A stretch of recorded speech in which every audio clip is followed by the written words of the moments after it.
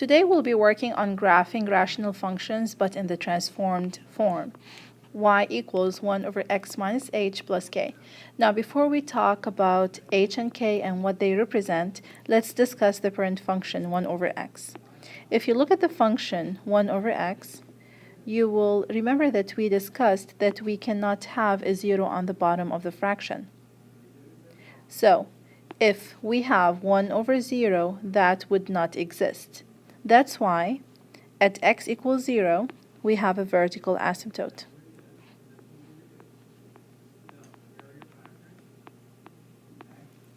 We also have a horizontal asymptote at y equals 0. So every time you have a rational function, we have most of the time, we have two asymptotes. One that is a horizontal and one that is a vertical. Since we have a vertical asymptote, our graph is split, as you can see, into two different parts. So in this case, we don't really care about being specific in the points. As long as you sketch it right, I'm going to be fine with it. As long as you show me the asymptotes being dotted and you sketch the appropriate place for the two parts of the function. Now let's go ahead and discuss h and k. H, just like before, is going to be moving my function either right or left.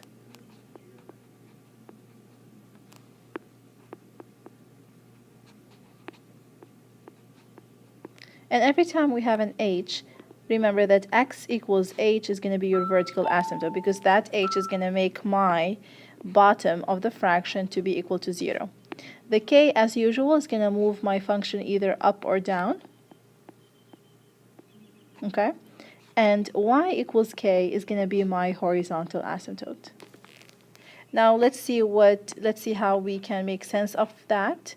Now if you look at this function, 1 over x plus 4, and I think there should be a plus over here. Now to graph this one, we have to decide what h is. Remember, h is always going to be opposite to this number over here, like we discussed earlier. So then h is -4 and k is 3. So x equals -4 is going to be my vertical asymptote. Let's go ahead and graph it as a dotted line.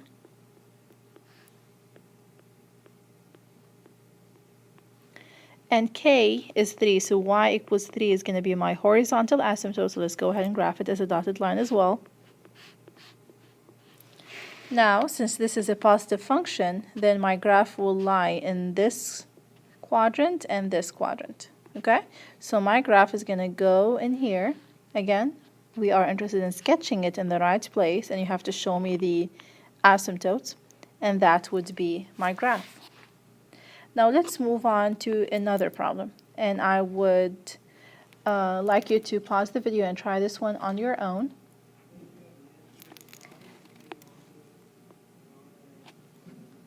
Now, as you can see, my h is 2, so x equals 2 is going to be my vertical asymptote. And to talk about this more, if you plug in 2, 2 minus 2 would be a 0, which is impossible.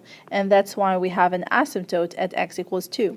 Remember, an asymptote is a line that your function will get so close to but will never touch. It's because we cannot have a 0 on the bottom of the fraction. And my horizontal asymptote is going to be y equals -4.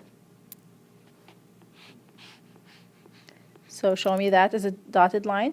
Now since we have a plus 1 over here, then my graph is going to lie in this part, this area, and in this area as well. So this is how you graph rational functions in the transformed form. Now since we are good at graphing now, let's go ahead and discuss domain and range. Your domain is going to be the part of the function from left to right. Okay, so since my function is split into two parts, there's a part that's not going to be in my domain. So let's see, where is it split? I have a vertical asymptote at 1, 2, 3, 4. So I'm going to put -4 over here so I would remember. So my function will extend, as you can see, all the way to the left. So from -infinity, comma, it will reach a spot that it will never touch or go beyond, and that's my asymptote at -4. and then it will pick up again at -4 again, all the way up to plus infinity. So the vertical asymptote is what is going to split my domain into two parts. Now for the range, you look at your function from bottom to top. So as you can see, your function is going all the way down to -infinity. Then it's extending up, and it stops somewhere and splits. It stops at 1, 2, 3. So I'm going to write 3 here to remember. It splits at 3. And that's going to be where my range is going to split. And it's going to pick up again from 3 all the way up to plus infinity. So again, the horizontal asymptote is what's going to split your range, okay? So if you want to be proactive and look at where the two asymptotes is going to meet, so these two asymptotes are going to meet at the points -4, 3. So the -4 is going to be the split in your domain, and the 3, the y here, the y coordinate is going to be the split in your horizontal asymptote. So you can either look at it as the point intersection of the asymptotes, or just look at the asymptotes. So I want you to pause the video and try number 3 on your own, find the domain and range. Now I do hope you tried. The domain is going to be split, so let me find the point intersection of the two asymptotes. It's going to be 2 and -4. So my domain is going to split at 2, and my range is going to split at -4, because, so domain -infinity to 2, because I have a vertical asymptote at 2, and then pick up again from 2 to infinity, as you can see, from left to right, splitting at 2. So instead of going from -infinity to plus infinity, it stops at 2. Now for the range from bottom to top, so it's going to split at -4.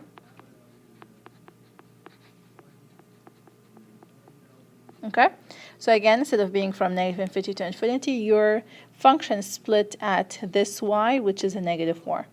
Okay, now I'm going to move on to a problem where the graph is given to you and you need to write the function.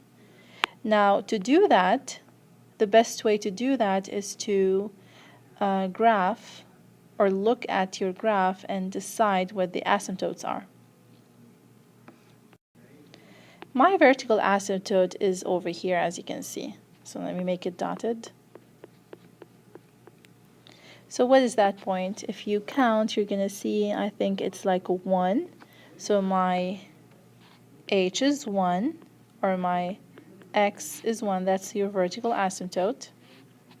So I know then the first part of my function is going to be 1 over x minus 1. Now for the k, it's my horizontal asymptote, so I have a horizontal asymptote. Let me make it dotted as well. And let me double check. So I'm counting 1, 2, 3, 4 down. So my k is -4. So my horizontal asymptote is -4. Y equals -4. Then my k over here is going to be -4. Now since my function is in this area and this area, so my 1 is going to be a positive 1. My function is going to be a positive function. So again, you can find the h from the vertical asymptote, and you're going to find your k from the horizontal asymptote. Remember, it's x minus whatever the h is. So x minus, in this case, 1.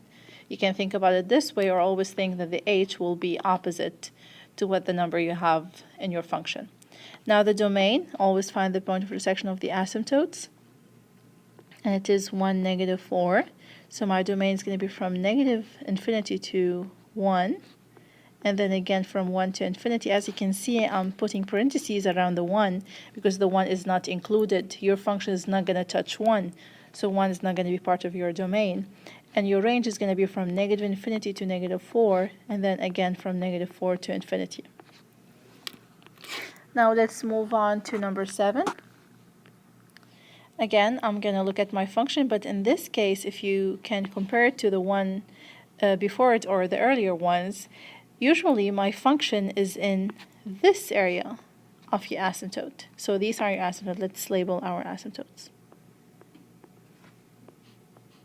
So usually my function is in this area and this area. As you can see, it is being reflected to the other areas of the asymptotes. So it's going to be a negative function. So it's going to be -1 over x, whatever the h and the k are. Okay? So it's going to be a negative function. My asymptote in this case is going to be 1, 2, 3, 4. So h is negative 4. So x equals negative 4 is going to be my vertical asymptote. So in the equation, I put it as plus 4. My k is, I'm counting 2 up, so k is going to be 2. So my horizontal asymptote is 2. So my function is negative 1 over x plus 4 plus 2. Again, to put the to find the domain and range, find the point of intersection of the two asymptotes. That's going to split my domain. That's going to split my range. So it's going to be from negative infinity to the vertical asymptote, which is negative 4, and then again from negative 4 to infinity. And the range is going to be from negative infinity to the horizontal asymptote 2, and then again from 2 to infinity. Now let's go ahead and try a more graph. Let's look at number, I think this should be number 9. Let me double check. Yes, this should be number 9. So in this, f of x equals negative 1 over x plus 2. So remember, it's a negative function. We'll talk about this more, but now let's find our h and k. H is negative 2, so x equals negative 2. So x equals negative 2 is going to be my vertical asymptote. So I'm going to draw a dashed line over here. My k is a 0, so my horizontal asymptote is y equals 0. So it's going to be the x-axis. Okay. Now usually my function has to go in this area and this area if it's a positive function. But since it's negative, then my function has to be reflected over here. So it's going to go in this spot and over here because it's a negative function. So if you want to number them, if it's a negative function, my function is going to go in the second and the fourth. And if it's a positive function, it's going to go in the first and the third. Okay? Now, that is the problem. Let's do number 10 for extra practice. Okay, so again, let me double check. It's going to be minus 3 over here. So my x equals negative 1 is going to be my vertical asymptote. Y equals negative 3 is going to be my horizontal asymptote.